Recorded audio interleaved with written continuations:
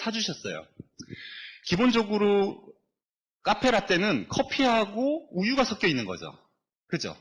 합병을 했더니 커피도 아니고 우유도 아닌 거예요. 완전히 다른 음료가 돼 있는 거거든요. 그쵸? 그 상황에서는 주주의 어떻게 보면 기본적인 권한과 권리 자체가 변동된다라고 보는 거거든요. 변동되면 주주에 대해서 무엇인가 기본적인 옵션을 줘야 돼요. 그게 주식, 매수, 선택권이에요. 우리 정관 변경할 때 주식, 매수, 선택권 요거 항목을 넣니 빼니 많이 하셨었잖아요. 거기서 나오는 부분이다라고 생각하시면 돼요. 자, 그러면 채권자 입장에서는요.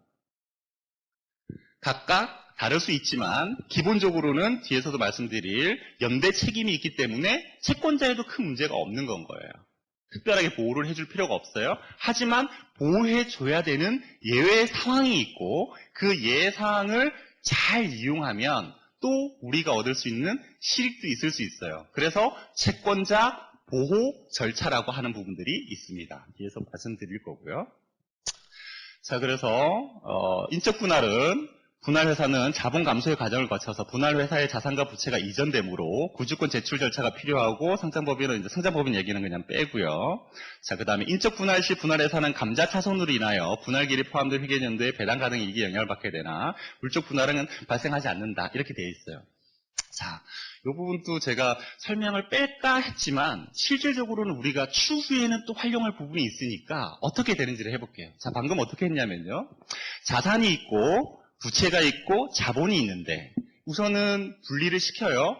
자산의 일부를 쪼개고 부채의 일부를 쪼개고 그 다음에 그러고 나면 자본도 자연스럽게 쪼개지는 부분들이 있겠죠. 그렇게 해서 넘겨서 매도 가능 증권이 들어왔거든요. 그러면 우리가 인적 분할 지금 얘기 드리는 거예요. 매도 가능 증권을 회사가 가지고 있으면 물적 분할이나 마찬가지죠. 이 주식 자체는 이 A라는 원래 있었던 모회사, 이 회사에 주주가 가져야 되죠. 그러면 내가 주주인데 A 회사의 주식을 100개를 가지고 있다가 결국에 7대3 정도로 분리를 했다라고 하면 내가 3 정도의 주식이 사라지고 3 정도의 주식은 B라는 회사 주식으로 제가 가지고 있어야 되는 건 거죠. 그죠? 그래서 회사는 우선은 매도 가능 증권이라는 주식으로 자산을 가지고 있죠.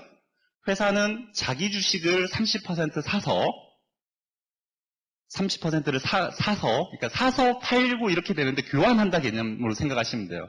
자기 주식 30%를 가져오고 사실은 매도 가능 증권을 그 주주에게 줘버리는 거죠. 그러면 매도 가능 증권은 B 회사 주식인 거잖아요. 그러면 원래 주주는 A라는 회사의 주식을 70%가, 그러니까 뭐 70%라고 지금 표현하면 안 되고 어쨌든 7, 그 다음에 B 회사 주식 3을 갖게 되는 건 거죠.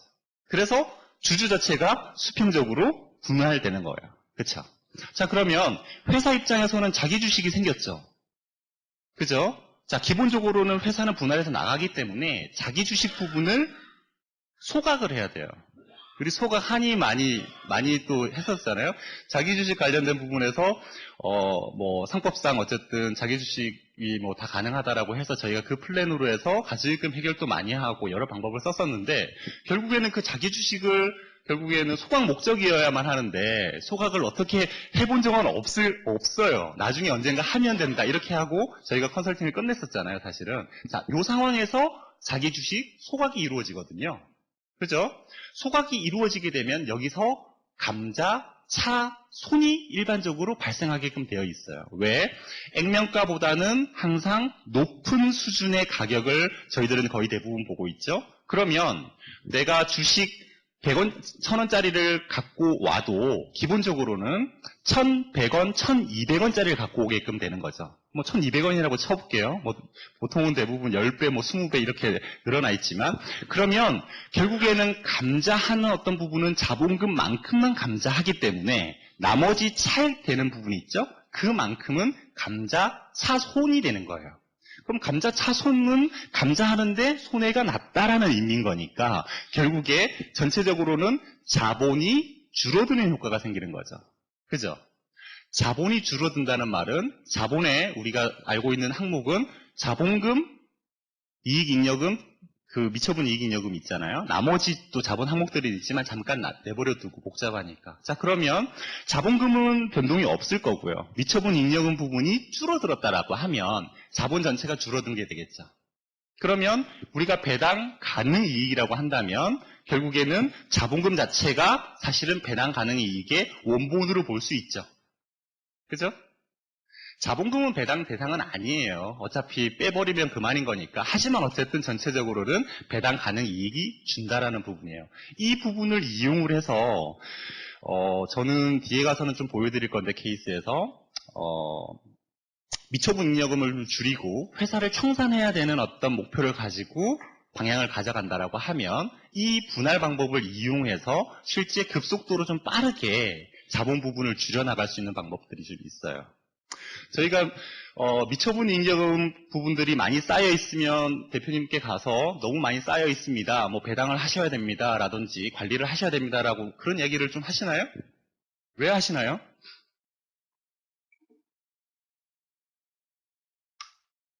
미처분 잉여금이 많으면 문제가 되나요? 상속시. 그렇죠. 상속시라고 하시면 또 이제 떠오르는 건 비상장 회사 주식 가치 평가하는 부분들이 떠오를 거고요. 그렇죠. 그 부분은 순자산 부분하고 순손익 부분 두 가지를 어쨌든 안분으로 해서 산술 평균 낸 걸로 해서 계산을 하는데 순손익은 놔두더라도 순자산 부분에서 미처분 잉여금이 많다라는 건 순자산이 많다는 의미죠.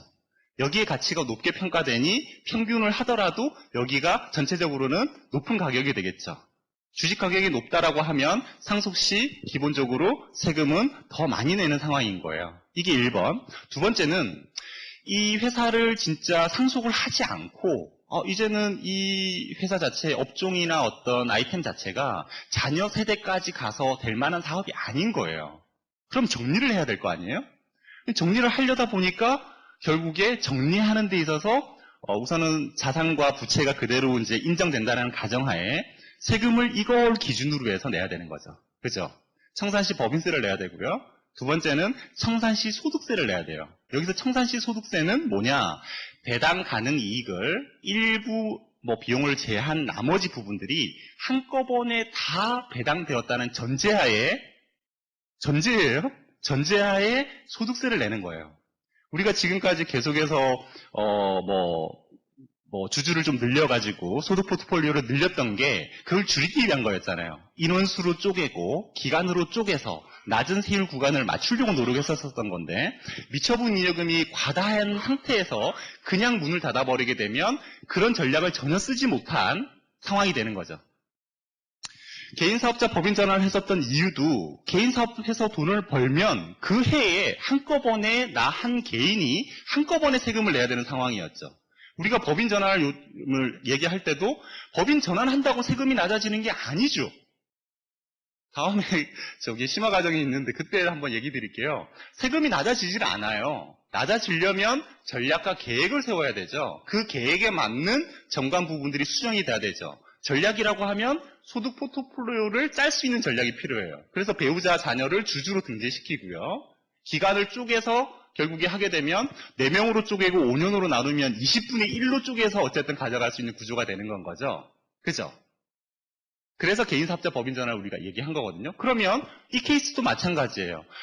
개인사업자에서 한꺼번에 세금을 내는 것처럼 지금 그냥 청산을 들어가려고 그러면 한꺼번에 그 덩치 그대로 세금을 내야 되는 상황인 거죠. 그죠? 그래서 청산도 전략이 필요한 거예요. 제가 그때 강의할 때 그전에도 한번 말씀드린 적이 있는데 회사를 살려달라, 안 되면 죽여달라 이 요청을 받았다고 얘기 드렸었잖아요. 그래서 살리겠다고 해서 지금 살려놓고 지금은 업종이 완전히 바뀌어서 지금 이제 가고 있다고 그랬잖아요. 정리하는 것도 그냥 문 닫아주는 게 중요한 게 아니다라는 거죠. 여러 가지 절차들이 필요해서 줄여나가야 된다라는 부분이에요. 다만 그냥 우리가 숫자상으로 보면 미처분 잉여금을 기준으로 세금을 매기지만 그렇지는 않다. 왜? 이 자산 부분에 대한 실제 순 공정 가치가 있을 거예요. 실제 그 자산이 장부에 얼마가 있다고 해도 실제 그 가격을 못 받을 수가 있잖아요. 부채는 거의 까지는 부분들이 없을 거예요. 그죠? 그리고 나면 실제 줄어드는 부분은 있지만 어찌됐건 기본적으로 자산 부분들은 줄여나갈 부분들이 반드시 필요하겠죠. 자, 그리고 청산 시점에 배당을 받고 나서 배당 소득세로 해서 청산 소득세를 낸다면 억울하진 않죠. 돈을 왔으니까 내면 되죠. 하지만 청산 상황에서는 사실은 내가 돈을 가져가지 못한 상태에서 세금만 내야 되는 상황도 꽤 발생할 수 있거든요. 그래서 미리미리 조금 관리할 필요가 있는 건 거거든요. 자, 그럴 때 실제 금액을 좀 과다하게 감자 차손이라는 부분을 만들어낼 수 있어요. 그러려면 A라는 회사가 있고 그 회사에 앞으로 좀 잘 나갈 수 있는 어떤 사업 분야가 있고 지금 이제 좀 진부화돼서 좀 접어야 되는 회사가 있다면 두 가지를 분할을 시키죠. 그리고 감자 차손을 만들고 원래는 존속해야 될 이 회사를 서서히 청산 절차를 밟아가도록 계획을 세우면 되는 거예요. 분할하자마자 청산 안 돼요. 그래서는 안 되고 그런 분할로 인정을 못 받는 거고요. 다만 바로 또 청산하지도 않을 거예요. 왜? 그럴 거면 그 전략을 세우지도 않았었을 거니까요. 그렇죠? 자, 조금 어렵게 느껴지실 수도 있는데 그동안 해오셨던 베이스들을 기반으로 말씀드리는 거니까요. 자, 그래서 이건 상장 관련된 부분이니까 빼고요. 자, 여기도 재상장 불거시 주식 매수 청구권 아까 말씀드렸던 부분인 거고 이 부분은 같이 나오고 있네요. 자, 됐습니다. 자, 그렇게 해서 다음 페이지 보면 인적 분할과 물적 분할의 차이를 정리를 해놨어요. 자, 그러면 여기서 한 가지만 말씀드릴게요. 우선은 자산 이전을 할 때 여기에 인적 분할은 장부가액, 물적 분할도 장부가액으로 되어 있어요. 자, 그런데 이게 2016년도 법의 개정에 따라서 실제 물적 분할과 관련된 부분은 장부가액으로 바뀌어 있는 부분인 거예요. 그래서 이걸 공정가액으로 처리를 할 수 있는 방법이 있어요. 그런데 장부가액으로 돼 있다. 근데 장부가액으로 돼 있다, 공정가치로 돼 있다 하면 또 머릿속에 바로 떠올라야 될 게 뭐냐.